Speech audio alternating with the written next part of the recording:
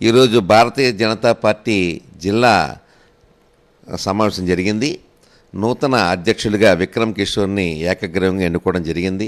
ప్రజాస్వామ్య పద్ధతిలో అందరి యొక్క ఆమోదయోగ్యంతో ఏకగ్రీవంగా విక్రమ్ కిషోర్ గారిని జిల్లా అధ్యక్షులుగా రెండోసారి ఎన్నుకోవడం జరిగింది. చాలా సంతోషం, మంచి కార్యక్రమం జరిగింది.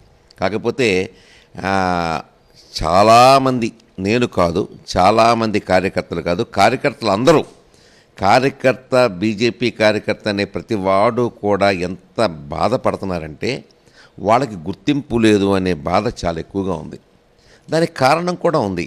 జనరల్గా ఇదేమో కూటమి ప్రభుత్వం, బీజేపీ, తెలుగుదేశం, జనసేన ముగ్గురం కలిసి ఓట్లకు తిరిగాం, గుమ్మం తిరిగాం, ఓట్లు సంపాదించుకున్నాం, 164 సీట్లు వచ్చాయి, గవర్నమెంట్ ఫామ్ చేశారు, కూటమి ప్రభుత్వం చెప్తున్నారు. కానీ కూటమి ప్రభుత్వం చెప్పినా కూడా ఎక్కడా కూడా బీజేపీకి ఒక ఓపెనింగ్ సెరమనీ జరిగినా, ఒక రోడ్డు ఓపెనింగ్ జరిగినా, ఒక బిల్డింగ్ ఓపెనింగ్ జరిగినా, లేకపోతే ఏదైనా పంపిణీ కార్యక్రమాలు జరిగినా, లేకపోతే పింఛన్లు ఇచ్చేదానికైనా దేనికి కూడా బీజేపీ కార్యకర్తలని పిలవట్లేదు కూటమి ప్రభుత్వం. ఇది తప్పు కదండి. కార్యకర్తలు ఎంత బాధపడతారు? మేము అందరం తిరిగి ఓట్లేస్తేనే కదా కూటమి ప్రభుత్వం గెలిచినప్పుడు మాకు ఆ మాత్రం గౌరవం లేకపోతే ఎట్లాగా? మేము కూడా జాయిన్ అయితే మేము కూడా తిరుగుతాం కదా, ఆయా ఓపెనింగ్లకు కానీ వాటికి కానీ.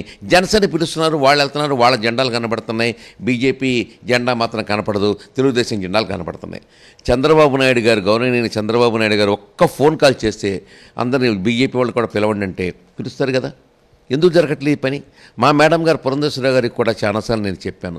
అలాగే ఏలూరులో కలెక్టర్ గారి దగ్గరికి వెళ్ళి మెమోరాండం ఇచ్చాం, మమ్మల్ని పిలవండి, మాతో రాష్ట్రంలో ఉన్నటువంటి బీజేపీ ఏ ఊళ్ళలో ఏ జిల్లాల్లో ఉన్నారో వాళ్ళందరినీ పిలిచి ఆయా కార్యక్రమాలకు అటెండేట్గా పాల్గొంటే ప్రజలతో మమైకం అవడానికి మాకు అవకాశం ఉంటుంది.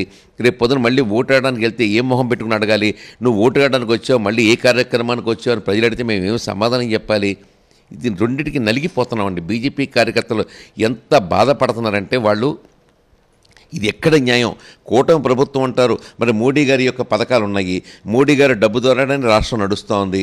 మోడీ గారు మొన్న 15,000 కోట్ల రూపాయలు ఇవ్వటం కానీ, అంతకుముందు మన స్టీల్ ప్లాంట్కి డబ్బులు ఇవ్వటం కానీ, మరో కార్యక్రమం కానీ, అన్ని రకాలుగాను మోడీ గారి యొక్క డబ్బు వస్తూ ఉంది. మోడీ గారి డబ్బు కూటమి ప్రభుత్వం వాడుకుంటూ ఉంది. మోడీ గారి ప్రభుత్వం కూటమిలో భాగమైన బీజేపీని ఎందుకు పిలవరు? ఇది కార్యకర్తల మనోవేదన. ఈ మనోవేదనని అర్థం చేసుకుని ఇప్పుడున్న పైన పెద్దలకి చేతులెత్తి నమస్కరిస్తున్నాను. ఇది తప్పుగా నేను మాట్లాడతలేదు, కార్యకర్తల మనోభావాన్ని చెప్తున్నాను.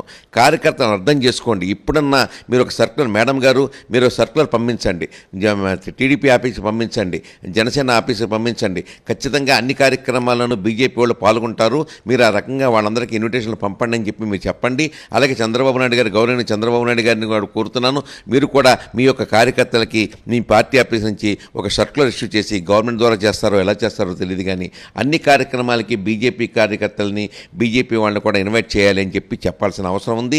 ఎందుకంటే 3 జెండాలు పుచ్చు తిరిగితేనే ఈ ఓట్లు వచ్చింది, గుర్తుపెట్టుకోండి మీరు.